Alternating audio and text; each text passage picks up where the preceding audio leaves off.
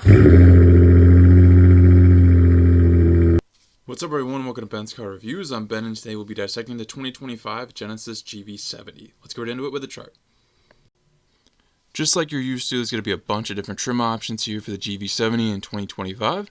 You have the 2.5 standard starting you off there at just under $46,000, all the way up at the 3.5 Sport Prestige, rounding you out at the top of this MSRP, just under $68,000. So across all these trims, there's a lot of range in MSRP, so hopefully there's one that fits your budget, get you behind the wheel of one of these. Looking at engines, there's going to be two powertrains you're working with. The 2.5 series trims are going to have a 2.5 liter turbocharged inline 4, 300 horsepower, 311 pound-feet of torque, so plenty of power there for that base trim. And if you go up to the 3.5s, you're going to get a 3.5 liter twin turbo V6, 375 horsepower, and a significant 391 pound-feet of torque, so definitely extra performance to be had going up to that twin turbo. But that 2.5 liter inline 4 is not shabby at all, and that's going to be more power than just about every vehicle you're going to come across on the road to beat from the stoplight. So either one of their engines here is going to be plenty quick for you. Both are paired with an 8-speed auto. All-wheel drive is standard across the board, which is fantastic to see, not only for traction, but for getting all that performance that you can get. Looking at MPGs, the 2.5s are going to have 22 city, 28 highway. Not great for the big twin-turbo V6, but 18 city, 24 highway for that. Back again for 2025 is the stunning GV70 in all its luxurious glory. Genesis is continuing to make an impressive name for themselves amongst some big names. I was wondering if there would be more aggressive refresh for this year, but overall things are looking pretty much the same, although that's not a problem at all. Genesis is showing off some future stuff here as well, going forward with a much bigger screen and some different design features also. But for 2025, this is what we're looking at. We all know the front end of a Genesis with those signature two-line headlights. Genesis has created one of the most commanding front fascias of all vehicles out there right now, in my opinion. And illuminating will be LEDs all around, and there's also high beam assist standard.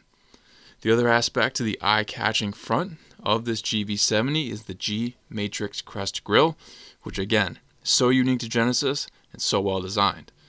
For the 2.5s, they will all have 19-inch wheels except for the Sport Prestige, which will have 21-inch wheels. The 3.5 Sport has 19-inch wheels, and the other 3.5s will have the larger 21-inch wheels also. Genesis has really nailed the dynamic of simple yet detailed wheel designs, less being more. They come out with that 5-spoke look, but it's just really solid, the intricate detail on it. And, like I said, less is more sometimes.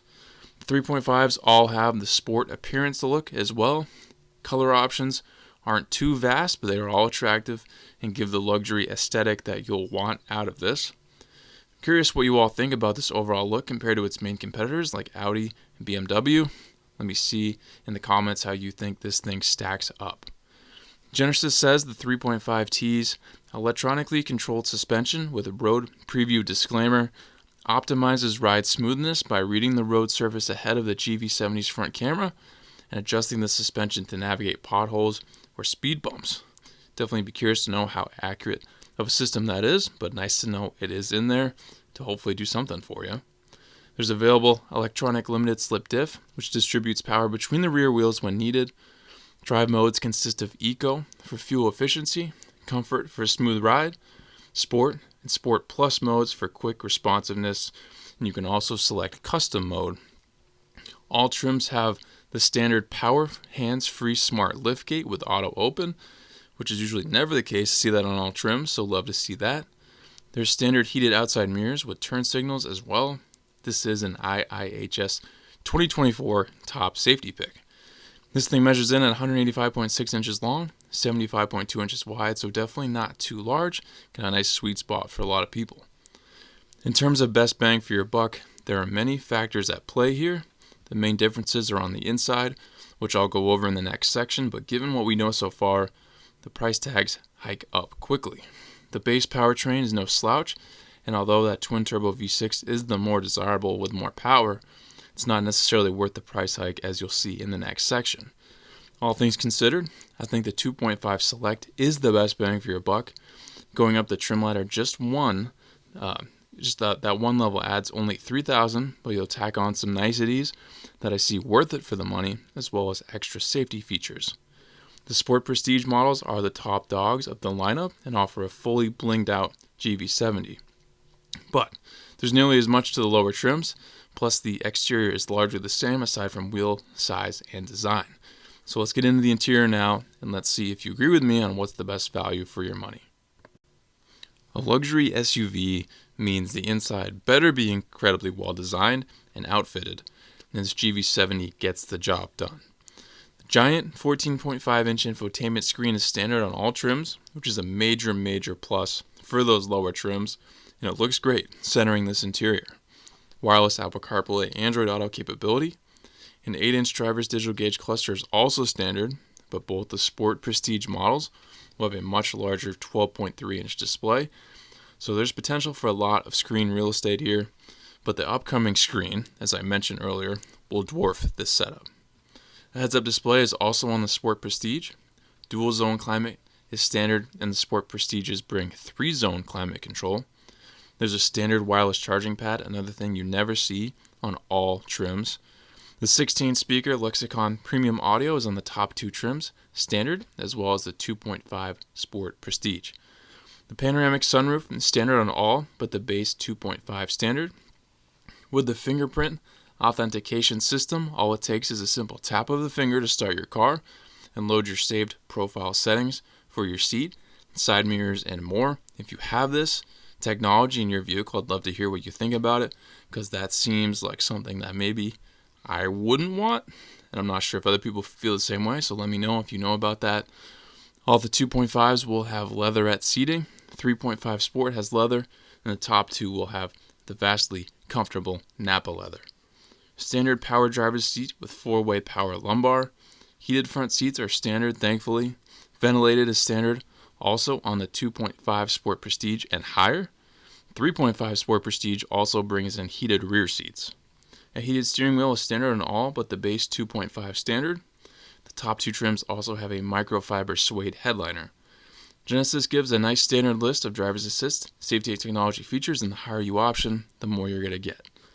Overall, and as mentioned before, there are certainly reasons to want a higher trim, but when we think about features that are needed, nice to have, or something you don't need at all, the lower trims meet the criteria for being all you need, and honestly the prices aren't outrageous, in my opinion, for this product if you keep it low enough. In review, guys, if you're in the market for a smaller luxury SUV, I think you've come to the right place to want to look at this GV70. Definitely some big players going up against it, such as the Porsche Macan, BMW X3, Mercedes-Benz GLC class, Volvo XC60 even, and I'll attach the reviews that I have for some of those at the end of this video if you want to directly shoot right over to that and cross-compare some chart information. But in the end, I'm super impressed with this Genesis. Yes, price tags are high. They're high numbers, but when considering what this vehicle is supposed to be, luxury, performance, I really don't think it's that out of control compared to, honestly, what I think it could be. I think all of these trims could be over $50,000, and I think you could easily see that top trim 3.5 Sport Prestige be in the mid-70s, and it's not. Yes, that would be outrageous, but let's face it, car prices these days are outrageous, so it's nice to see that they're somewhat refined in what their starting MSRPs are. Obviously, if you get them fully loaded, they're got to be more expensive than that, but it's a good start. And compared to what these are going up against, again, it's a good start because those are going to be just as expensive, probably more. So if you're eyeing this GV70 for 2025, I think you're making a great call. Maybe stay tuned to see what this official new upgrades are that are coming out. Some sources saying they're 2025, but in reality, it looks like it's going to be 2026. Much bigger screen size and some looking like a redesign on the exterior as well. So maybe stay tuned into that if you want to wait a little bit longer, see if you can get some more features for your money. But if you want to go with this route, I think you're making a great call. It should be a great vehicle for years to come. Hopefully this video light things out in a good way for you guys. Thank you for watching this Benz car review. Please subscribe if not already. Maybe for a future review, drop in the comments and I'll see what I can do. If you'd like to become a member of the channel, I have that option. Check that out. Join if you'd like. I'll catch you on the next Benz car review.